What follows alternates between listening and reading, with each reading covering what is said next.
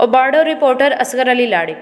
ओबाडो union of journalist की जानब से निजी चैनल के सीनियर प्रोड्यूसर अजहर मतीन के कातलों की अदम गिरफ्तारी के खिलाफ नेशनल प्रेस क्लब के सामने एहतजाजी मुजाहरा किया गया। Pakistan federal union of journalist की कॉल पर ओबाडो यूनियन ऑफ जर्नलिस्ट की जानब से सखर यूनियन ऑफ जर्नलिस्ट के रहनुमा मोहम्मद असलम मलिक, सदर गुलाब कंबर बोहड़, बशीर अहमद मलिक,